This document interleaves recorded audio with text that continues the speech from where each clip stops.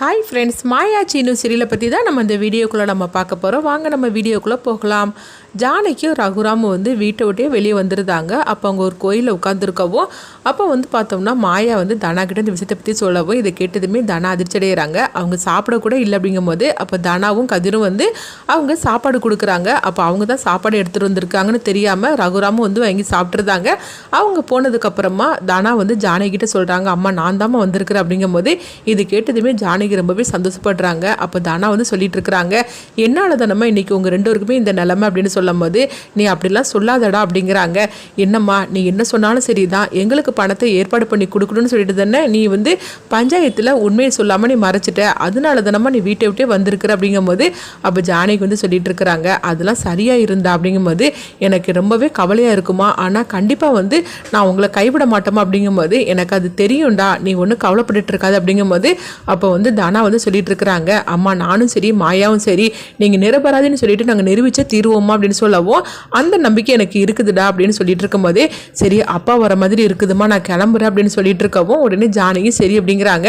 அப்போ ஜானகி நினைக்கிறாங்க, நம்மளை எல்லாருமே கேட்டாங்க அன்னைக்கு ராத்திரி கோயிலுக்கு எதுக்காக வந்தேன்னு, ஆனால் ஒரு வார்த்தை கூட அவர் நம்மகிட்ட கேட்கவே இல்லை அப்படின்னு சொல்லிக்கிட்டு ஜானகி நினைச்சிட்டு இருக்கும் போதே அப்போ ரகுராம் வராங்க. ரகுராம் வந்ததுமே அவங்க போயிட்டாங்களா அப்படின்னு சொல்லிட்டு தனாவையும் கதிரையும் கேட்குறாங்க. ஏன்னா தனா கதிர்னு அவங்களுக்கு தெரியாதனால ரகுராம் அவங்க இப்படி கேட்கவும் அப்போ ஜானகியும் அம்மா அவங்க ரெண்டு பேரும் கிளம்பிட்டாங்க அப்படிங்கிறாங்க.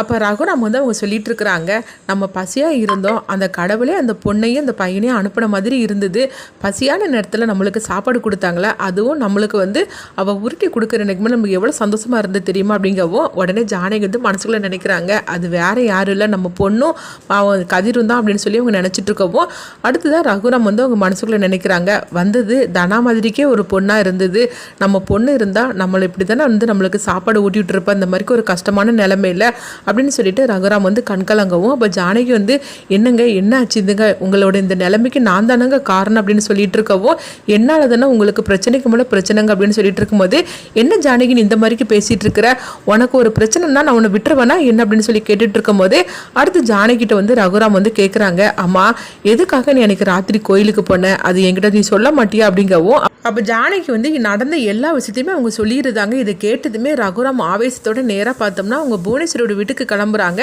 கிளம்புனதுமே அங்கே எல்லாத்தையும் போட்டு அடின்னு அடிக்கிறாங்க. அடித்தது மட்டும் இல்லாமல் புவனேஸ்வரோட கதையை முடிக்கிறதுக்கு கூட ரகுராம் போயிருந்தாங்க. இது எல்லாத்தையும் ஜானகி நினச்சி பார்க்குறாங்க, ஐயோ இவர்கிட்ட மட்டும் நம்ம இந்த உண்மையை சொல்லிட்டோம்னா கண்டிப்பாக அவர் புவனேஸ்வரை சும்மா விட மாட்டார், அதனால் நம்ம இப்போதைக்கு இந்த விஷயத்தை பற்றி நம்ம சொல்ல வேண்டாம் அப்படின்னு ஜானகி நினச்சிக்கிட்டு அப்போ ரகுராம் கேட்டுட்டு இருக்கிறாங்க, என்ன ஜானகி எதுக்காக அன்னைக்கு ராத்திரி கோயிலுக்கு போனேன் என்கிட்ட நீ சொல்ல மாட்டியா அப்படிங்கும்போது இங்கே பாருங்க தயவு செய்து நீங்கள் அதை மட்டும் நீங்கள் கேட்காதீங்க அப்படிங்கும்போது ஜானகி நீ என்கிட்ட நீ மறைக்கிறேன்னா கண்டிப்பாக அதுக்கு ஒரு காரணம் இல்லாமல் இருக்காது, உனக்கு சொல்லணும்னா என்கிட்ட சொல்லு, உனக்கு சொல்ல வேண்டாம் நினச்சேன்னு என்கிட்ட சொல்ல வேண்டாம் அப்படிங்கிறாங்க. ஆனாலும் நீ சொல்லாட்டாலும் பரவாயில்ல, எனக்கு உன் மேலே முழு நம்பிக்கை இருக்குது, அன்னைக்கு நீ கோயிலுக்கு போயிருக்கிறேன்னா வேற ஏதோ ஒரு விஷயத்துக்காக தானே போயிருக்கிற, அதனால நீ சொல்லலைன்னாலும் பிரச்சனை இல்லை அப்படிங்கிறாங்க. அதுக்காக நான் உன் மேலே நம்பிக்கை வைக்கலன்னு கிடையாது, நீ சொன்னேன்னா உன் பிரச்சனை என்னன்னு சொல்லிக்கிட்டு நான் ஏதாவது பண்ண முடியுமான்னு சொல்லிக்கிட்டு நான் பார்க்குறேன் அப்படிங்கும்போது அப்போ ஜானகி சொல்கிறாங்க, அந்த ஆத்தா நம்மளுக்கு துணையாக இருப்பாங்க, நான் உண்மையிலே அந்த நகையை எடுக்கலன்னு நிரபராதீங்க, ஆனால் எதுக்காக நான் போனேன்னு மட்டும் என்கிட்ட தயவு செய்து நீங்கள் கேட்காதீங்க அப்படிங்கும்போது நீ எடுத்திருக்க மாட்டேன்னு எனக்கு தெரியாதா என்ன, என் ஜானகி மேலே நான் நம்பிக்கை வைக்காமல் வேற யாரும் நம்பிக்கை வைக்க போகிறா அப்படின்னு சொல்லிட்டு இருக்கவும் அப்போ ஜானகி சொல்கிறாங்க, சரிங்க நீங்கள் படுத்துக்கோங்க, என் மடியில் தலை வச்சு படுத்துக்கோங்க அப்படின்னு சொல்லவும் அப்போ ரகுராம் ஜானகி மடியில் தலை வச்சு படுத்துட்டு இருக்கவும் அப்போ ஜானகி ரகுராமை பற்றி அவங்க நினச்சி கண்கலங்குறாங்க, நம்மளுக்காக இவர் எவ்வளோ தூரம் கஷ்டப்பட்டுட்டு இருக்கிறாரு, வீட்டை விட்டே அவர் வெளியே வந்துட்டார் அப்படின்னு சொல்லிட்டு ஜானகி அவங்க கண்கலங்கிட்டு இருக்கிறாங்க.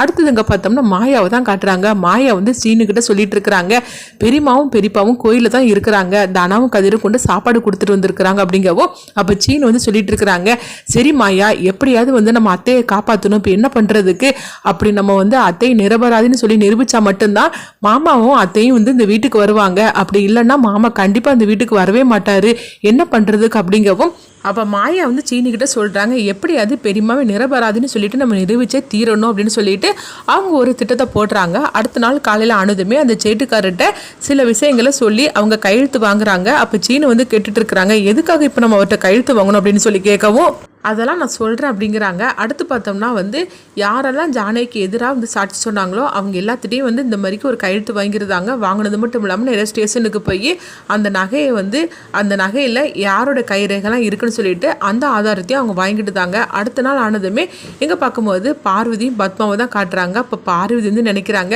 இந்த கொத்து சாவி வந்து நம்ம கையில் தான் இருக்குது, நிரந்தரமாக நம்ம கையில் இருக்கணும்னா ஜானகி அக்கா வந்து இந்த வீட்டுக்குள்ளே வரவே கூடாதுன்னு சொல்லி நினச்சிட்டு இருக்கவும் அப்போ வந்து மகாலிங்க வந்து பார்வதிக்கு ஃபோன் பண்ணுறாங்க. என்ன பார்வதி அங்கே என்ன நடந்துட்டு இருக்கு அப்படின்னு சொல்லி கேட்டுட்டு இருக்கவும் அப்போ பார்வதி வந்து மகாலிங்கத்திட்ட சொல்கிறாங்க இப்படியே அவங்க 2 பேருமே வந்து ராத்திரி வீட்டை விட்டே போயிட்டாங்க அப்படிங்கிறாங்க. இதை கேட்டதுமே மகாலிங்க வந்து அதிர்ச்சி அடைகிறாங்க, ஒரு பக்கம் சந்தோஷமாப்படுறாங்க. என்ன பார்வதி நீ சொல்லிட்டு இருக்கிற அப்படிங்கும்போது ஆமாம் இந்த வீட்டு பொறுப்பை என்கிட்ட கொடுத்துட்டு மாமா வந்து கொத்துசாவி என் கையில் கொடுத்துட்டு வீட்டை விட்டே போயிட்டாரு, ஜானகிக்கா வந்து தப்பு பண்ணலன்னு சொல்லிட்டு நிரூபிச்சதுக்கு அப்புறமா தான் நான் இந்த வீட்டுக்குள்ளே வருவேன்னு சொல்லிட்டு போயிட்டாரு அப்படிங்கவும் இதை கிட்டதுமே மகாலிங்க ரொம்பவே சந்தோஷப்பட ஆரம்பிச்சிருந்தாங்க. இங்க பாரு பார்வதி கொத்துசாவி உன் கையில கிடைச்சிருக்குது, இது நிரந்தரமாவே உன் கையில இருக்கணும்னா அப்ப ஜானகியும் ரகுராமும் வீட்டுக்குள்ளேயே வரக்கூடாது அப்படிங்கும்போது ஆமா மாமா நீங்க தான் எப்படியாவது அவங்கள வீட்டுக்குள்ள வர விடாம நீங்க தான் வந்து தடுக்கணும், அது மட்டும் இல்லாம ஜானகிக்கா தான் நகையை எடுத்திருக்காங்கன்னு மட்டும் நம்ம நிரூபிச்சிட்டோம்னா அதுக்கப்புறம் நிரந்தரமாவே இந்த வீட்டுக்குள்ள வரமாட்டாங்க, அது மட்டும் இல்லாம ஜானகிக்கா கோயிலுக்கு எதுக்காக போனாங்கன்னு சொல்லிட்டு இது வரைக்கும் அந்த விஷயத்தை பத்தி அவங்க சொல்லாம தான் இருக்கிறாங்க. அப்போ ஏதோ ஒன்று அவங்க மறைக்கிறாங்க, அதனால கண்டிப்பா அவங்க பஞ்சாயத்துல சொல்ல மாட்டாங்க, இதை நம்மளுக்கு சாதகமாக பயன்படுத்திக்கிடணும் அப்படின்னு பார்வதி சொல்லவும் எப்படியாவது நீங்கள் தான் மாமா அந்த கொத்து சாவியை என் கையில் நிரந்தரமாக இருக்கிறதுக்கு நீங்கள் தான் உதவி பண்ணணும் அப்படின்னு சொல்லவும் சரி பார்வதி இந்த விஷயத்தை நீ என்கிட்ட சொல்லிட்டே எல்லாம் அன்னைக்கு கவலையை மறந்துடு அப்படின்னு சொல்லிட்டு இருக்கிறாங்க. இந்த சாவி உங்ககிட்ட தான் நிரந்தரமாக இருக்க போது, ஜானகி இந்த வீட்டுக்குள்ளே வராமல் இருந்தால் தான் அந்த மாயாவை நம்ம அடக்க முடியும், அப்போதான் சீனுவுக்கும் என் பொண்ணுக்கும் கல்யாணத்தை நடத்த முடியும், அதனால இது என்ன இதில் வந்து என்னுடைய சுயநலமும் இருக்குது, நீ கவலைப்படாது அப்படிங்கிறாங்க. அடுத்து பார்த்தோம்னா மகாலிங்க வந்து புவனேஸ்வரிக்கிட்டையும் பசுபதிக்கிட்டே இந்த விஷயத்தை பற்றி சொல்கிறாங்க. இது கிட்டதுமே புவனேஸ்வரியும் பசுபதி ரொம்பவே சந்தோஷப்பட ஆரம்பிச்சிருந்தாங்க. இதை நம்ம கொஞ்சம் கூட நம்ம எதிர்பார்க்கவே இல்லை அப்படிங்கும்போது ஆமாம் இந்த மாதிரி தான் நடந்திருக்குது, பஞ்சாயத்தில் ஜானகி தான் அந்த நகையை எடுத்துருக்குறாங்க அப்படின்னு சொல்லிட்டு நம்ம நிரூபிச்சிட்டோம்னா அதுக்கப்புறமா நிரந்தரமாகவே அந்த வீட்டுக்குள்ளே அவங்க 2 பேரும் போக மாட்டாங்க.